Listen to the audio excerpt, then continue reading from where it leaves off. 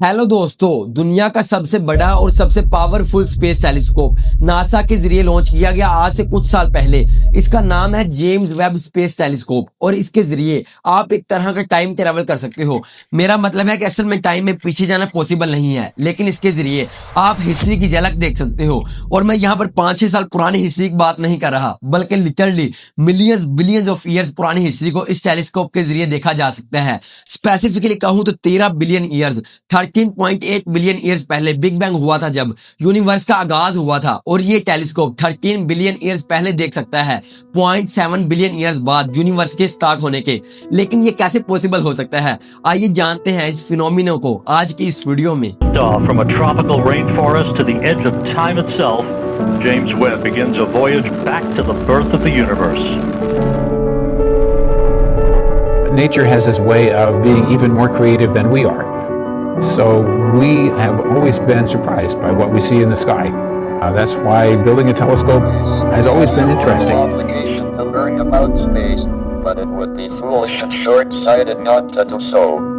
इस टेलीस्कोप की सबसे खास बात यह है कि ये मेनली इंफ्रारेड लाइट डिटेक्ट करने के लिए डिजाइन किया गया है। जब आप आसमान में देखते हैं किसी भी छोटे मोटे टेलीस्कोप से, नॉर्मल टेलीस्कोप से, तो आपको विजिबल लाइट की वेवलेंथ दिखती है। मतलब जो लाइट, जो रोशनी आपको अपनी आंखों से दिख रही है। याद है स्कूल में इलेक्ट्रोमैग्नेटिक स्पेक्ट्रम के बारे में पढ़ा था कि इलेक्ट्रोमैग्नेटिक वेव्स एक बहुत बड़े स्पेक्ट्रम पर होती है, जो X rays, ultraviolet rays, radio waves, microwaves सब इंक्लूडेड होती हैं इसमें। और बीच में एक छोटी सी रेंज होती है विजिबल लाइट की, जो लाइट हम आंखों से देख सकते हैं। आमतौर पे जो नॉर्मल टेलीस्कोप होते हैं जो आप मार्केट से खरीद सकते हैं, वो सिर्फ विजिबल लाइट की वेवलेंथ तक ही देख सकते हैं। इस विजिबल लाइट की रेंज ब्लू कलर से लेकर रेड कलर तक होती है और रेड कलर की वेवलेंथ सबसे बड़ी होती है। और इलेक्ट्रोमैग्नेटिक वेव में क्या होता है आपको पता ही होगा, जितनी ज्यादा बड़ी वेवलेंथ होती है उतनी ही आसानी से यह इलेक्ट्रोमैग्नेटिक वेव किसी भी ऑब्जेक्ट और ऑब्स्टेकल के थ्रू पास थ्रू हो सकता है। जैसे कि रेडियो वेव्स, जो रेडियो आप सुनते हैं, रेडियो वेव्स की वेवलेंथ किलोमीटर तक हो सकती है। इसी रीजन से आप बिल्डिंग्स के अंदर भी रेडियो सुन सकते हो। अब इंफ्रारेड की जो वेवलेंथ है वो रेड से भी बड़ी वेवलेंथ होती है, लेकिन इंफ्रारेड हम अपनी आंखों से नहीं देख सकते। टेलीस्कोप में क्या एडवांटेज है इंफ्रारेड के, ये आप इन फोटोज में देख सकते हैं। लेफ्ट वाली फोटो ली गई है हबल स्पेस टेलीस्कोप के जरिए, जो कि अभी तक का सबसे पावरफुल स्पेस टेलीस्कोप था। आप इसमें स्पेस डस्ट देख सकते हैं और गैसेस के क्लाउड्स बनते हुए देख सकते हैं। लेकिन इंफ्रारेड वेवलेंथ इन डस्ट और क्लाउड्स के बीच में से पास थ्रू कर सकती है और उनके पीछे क्या है हमें वो दिखेगा। तो राइट वाली पिक्चर वो है जो इमेजिन किया जाता है हमें जेम्स वेब स्पेस टेलीस्कोप से दिखाई देगी। यानी बेसिकली ये कह सकते हैं कि ज्यादा क्लियर और हाई क्वालिटी की इमेज मिलेगी। इंफ्रारेड जो लफ्ज होता है इसका बेसिकली मतलब होता है बिलो रेड। लैटिन से ये वर्ड आता है इंफ्रा, जिसका मतलब होता है बिलो, तो इंफ्रारेड का मतलब होगा बिलो रेड।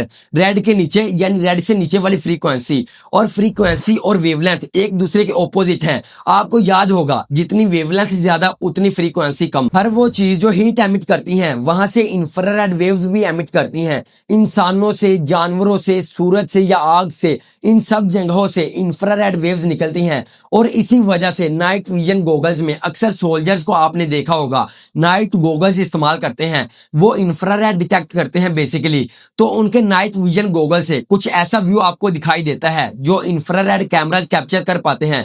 और क्योंकि टेलीस्कोप भी सन्स को देखेगा, गैलेक्सीज को देखेगा जो सन से बनते हैं, प्लैनेट्स को देखेगा, वो सब हीट रेडिएट करते हैं, इसलिए ये इंफ्रारेड वेव्स को कैप्चर करके देखना पॉसिबल है। एक और एडवांटेज क्या है इंफ्रारेड का, जब कोई टेलीस्कोप इतने दूर दूर के स्टार्स को देखता है, वो स्टार जो बिलियंस ऑफ किलोमीटर दूर हैं हमसे, लाइट जब उन स्टार से टेलीस्कोप तक आ रही है, लाइट इतना डिस्टेंस ट्रेवल कर रही है कि यहाँ आते आते, जैसा कि हम जानते हैं यूनिवर्स आहिस्ता आहिस्ता एक्सपेंड कर रहा है, तो लाइट की जो वेवलेंथ है वो भी स्ट्रेच आउट हो जाती है, वेवलेंथ थोड़ी बढ़ जाती है। इस फिनोमिना को कहा जाता है रेड शिफ्ट। मतलब जो लाइट की वेवलेंथ है वो थोड़ी सी ज्यादा बढ़ गई है, रेड कलर की तरफ ज्यादा चली गई है। अच्छा, अब टेलीस्कोप की बात करें तो जितना ज्यादा बड़ा मिरर लगा होगा उन पर, उतनी ही ज्यादा लाइट कैप्चर होगी और उतनी ही ज्यादा हाई रेजोल्यूशन की इमेज हमें मिलेगी। इसीलिए जैसे जैसे ज्यादा एडवांस टेलीस्कोप बनाए जा रहे हैं, इनमें ज्यादा बड़े मिरर लगाए जा रहे हैं। हबल स्पेस टेलीस्कोप का जो मिरर था वो इतना बड़ा था, आप देख सकते हो। और इसके साइड में है अभी के जेम्स वेब स्पेस टेलीस्कोप का मिरर। वैसे ये पूरा का पूरा मिरर 24 कैरेट गोल्ड से प्लेटेड है, क्योंकि गोल्ड सबसे अच्छे तरीके से रेड लाइट को रिफ्लेक्ट करता है, जिसकी की मदद से इस मिरर की 98% रिफ्लेक्टिवनेस है। यहाँ पर एक प्रॉब्लम है, मैंने कहा था हर चीज जो हीट रेडिएट करती है वहां से इंफ्रारेड वेव्स निकलती है। अब टेलीस्कोप जब खुद काम करेगा तो टेलीस्कोप भी कुछ हीट रेडिएट करेगा, टेलीस्कोप के खुद के अंदर से भी कुछ इंफ्रारेड वेव्स निकलेगी जो इंटरफेयर करेंगी उन गैलेक्सी से आने वाली इंफ्रारेड वेव से, और फिर अच्छे से हमें हाई क्वालिटी रेजोल्यूशन की पिक्चर नहीं मिलेगी। इस चीज को अवॉइड करने के लिए ये जेम्स वेब स्पेस टेलीस्कोप सिर्फ -223 डिग्री सेल्सियस की ठंड में काम करेगा। इतना ठंडा टेम्परेचर होना चाहिए इसे काम करने के लिए, लेकिन जमीन पर तो -89 डिग्री सेल्सियस से नीचे टेम्परेचर कभी गया ही नहीं, तो कैसे इतना ठंडा रखा जाए इस टेलीस्कोप को। अब स्पेस में करना ये पॉसिबल है, जरूर पॉसिबल है, क्योंकि स्पेस में काफी ठंड होती है। अनलेस सनलाइट आ जाए, अगर सनलाइट पड़ जाए स्पेस में आप पर तो एकदम से बहुत ज्यादा गर्मी हो सकती है जो मून पर होता है, क्योंकि चांद पर कोई एटमॉस्फेयर नहीं है, वहां पर टेम्परेचर -170 डिग्री तक गिर सकता है। लेकिन जैसे ही धूप पड़ती है तो टेम्परेचर +120 डिग्री तक पहुंच जाता है। अब इस टेलीस्कोप के लिए ये बड़ी प्रॉब्लम वाली बात है, जैसे ही सनलाइट आएगी इस टेलीस्कोप पर प्रॉब्लम हो जाएगी, बड़ी जल्दी सारी चीजें गर्म हो जाएंगी, तो धूप को रोकना होगा। इस प्रॉब्लम को अवॉइड करने के लिए इस जेम्स वेब स्पेस टेलीस्कोप में एक सन शील्ड लगाई गई है। ये सन शील्ड एक काइट की शेप में है, एक पतंग की शक्ल में है और एक टेनिस कोर्ट जितनी बड़ी है, ताकि जो पूरा टेलीस्कोप है वो सन से प्रोटेक्टेड रह सके।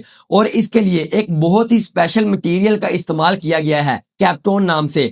कई मटेरियल को टेस्ट आउट किया गया था ये देखने के लिए कि कौन सा मटेरियल इस्तेमाल किया जाए जो सबसे अच्छे तरीके से सन को रोक सकता है और ठंडा रख सकता है। ये बाद में डिस्कवर हुआ कि कैप्टोन आर्टिफिशियली क्रिएट किया गया मटेरियल है। 5 लेयर कैप्टोन की इस सन शील्ड पर लगी हुई हैं और हर लेयर एक इंसान के बाल से भी ज्यादा पतली है और हर लेयर के दरमियान वैक्यूम की गैप है ताकि इसकी इफेक्टिवनेस बढ़ सके।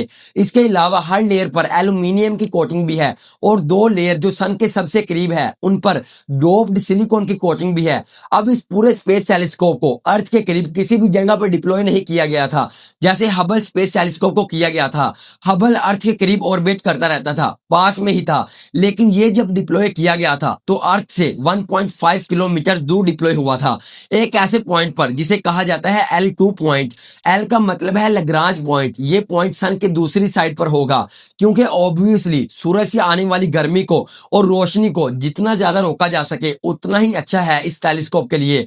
और इस L2 पॉइंट की स्पेशल बात यह है कि ये अर्थ के साथ साथ रिवॉल्व करता रहता है। इस तरह सन पूरी रेवोल्यूशन के दौरान हिडन रहता है। देखो इसका ऑर्बिट कैसा होता है, अर्थ का शैडो सन को हिडन रखेगा। ये बिल्कुल उसी तरह है, जब तुम सन की डायरेक्शन में देखते हो तो सनलाइट की वजह से क्लियरली नहीं देख पाते। ये बिल्कुल उसी तरह है जब तुम अपने हाथ से सन को कवर करते हो और तुम्हें ज्यादा क्लियर नजर आता है। बिल्कुल इसी तरह टेलीस्कोप के साथ भी होता है। नासा ने कहा है कि इस टेलीस्कोप को बनाने का और लॉन्च करने का प्रोसेस इतना कॉम्प्लिकेटेड था कि उन्होंने 300 से ज्यादा पोटेंशियल टेक्निकल प्रॉब्लम आइडेंटिफाई की थी जो हो सकती थी। 300 से ज्यादा सिंगल पॉइंट ऑफ फेलियर थे। अगर इनमें से एक भी गलती हो जाती तो पूरा प्रोजेक्ट खत्म था समझो। और इस पूरे प्रोजेक्ट पर $10 बिलियन स्पेंड किए गए हैं। ये अमाउंट इतना ज्यादा है कि नासा को कई रिसर्च प्रोजेक्ट बंद करने पड़े और उनका पैसा इस प्रोजेक्ट में लगाना पड़ा ताकि ये पॉसिबल हो सके। और नासा के साथ साथ यूरोपियन स्पेस एजेंसी और कैनेडियन स्पेस एजेंसी ने भी इसमें हिस्सा लिया था। अब इसकी मदद से साइंटिस्ट ने उम्मीद लगाई है कि वो स्टडी कर पाएंगे कि बिग बैंग होने के बाद स्टार्स और गैलेक्सीज की फॉर्मेशन कैसे हुई थी, क्योंकि मैंने बताया कि इस टेलीस्कोप की मदद से आप 13 बिलियन ईयर्स पुरानी हिस्ट्री देख सकते हो। जो हबल स्पेस टेलीस्कोप था वो 1 बिलियन ईयर्स पहले तक देख सकता था, उस वक्त के बाद जब बिग बैंग हुआ था, यानी लगभग 12.8 बिलियन साल पहले तक। लेकिन ये James Webb space telescope big bang के 0.3 बिलियन साल पहले तक देख सकता है, जैसे आप इस डायग्राम में देख सकते हो जब पहले स्टार की फॉर्मेशन शुरू होने लगी थी। अब पूछोगे कि पास्ट में देखना कैसे पॉसिबल हो सकता है। इसका जवाब बहुत सिंपल है, लाइट को ट्रैवल करने में टाइम लगता है और जब तक लाइट एक जगह से दूसरी जगह तक पहुंचती है तो काफी वक्त गुजर चुका होता है, स्पेशली जब इतने लंबे डिस्टेंस इन्वॉल्व होते हैं। जैसे कि सन की लाइट को अर्थ तक पहुंचने में 8 मिनट का वक्त लगता है अप्रोक्सीमेटली।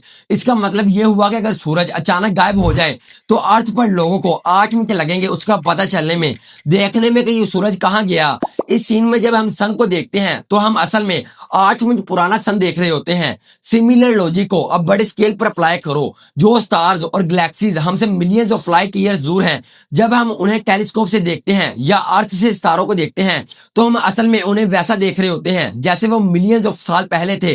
तो यूनिवर्स इतना बड़ा है कि कुछ स्टार्स जो 13 बिलियन लाइट ईयर्स दूर हैं, जब उनकी लाइट अर्थ तक पहुंचती है तो 13 बिलियन साल गुजर चुके होते हैं और हम आज जो देख रहे होते हैं वो 13 बिलियन साल पुराने इवेंट्स होते हैं। इस तरह हम हिस्ट्री की झलक देख सकते हैं। इसी लॉजिक के साथ थ्योरेटिकली यह भी मुमकिन है कि अगर हम 100 मिलियन लाइट ईयर दूर किसी प्लैनेट पर टेलीपोर्ट हो जाएं जो 100 मिलियन लाइट ईयर दूर है जमीन से, और उस प्लैनेट पर एक बहुत ही पावरफुल टेलीस्कोप बनाकर अर्थ की तरफ देखते हैं तो हमें 100 मिलियन ईयर्स पहले देखने को मिलेगा। हम डायनासोर्स के देखेंगे असल में। लेकिन प्रैक्टिकल प्रॉब्लम यह है कि जब तक हम दूसरे प्लैनेट तक पहुंचेंगे और जमीन की तरफ वापस देखेंगे तो दूसरे प्लैनेट तक पहुंचने में कई ज्यादा लंबा वक्त लगेगा वापस देखने से। अगर टेलीपोर्टेशन पॉसिबल हो जाए तो हम हिस्ट्री को होता हुआ देख सकते हैं और असल में टाइम ट्रैवल कर सकते हैं। इसके अलावा यह भी देखना बड़ा इंटरेस्टिंग होगा कि ये जेम्स वेब टेलीस्कोप कौन से नए प्लैनेट्स को डिस्कवर करता है और क्या कोई ऐसा प्लैनेट ढूंढ पाता है जहां पर अर्थ जैसी कंडीशन मौजूद है, जहां पर पॉसिबली लाइफ पाई जा सकती है। टाइम ही बताएगा ये। उम्मीद करता हूं ये वीडियो आपको पसंद आया होगा। अगर पसंद आया हो तो मेरा ये टाइम ट्रैवल वाला वीडियो भी देख सकते हैं जिसमें मैंने बताया कि वक्त में सफर करना पॉसिबल है या नहीं। इधर क्लिक करके देख सकते हैं। बहुत बहुत शुक्रिया दोस्तों।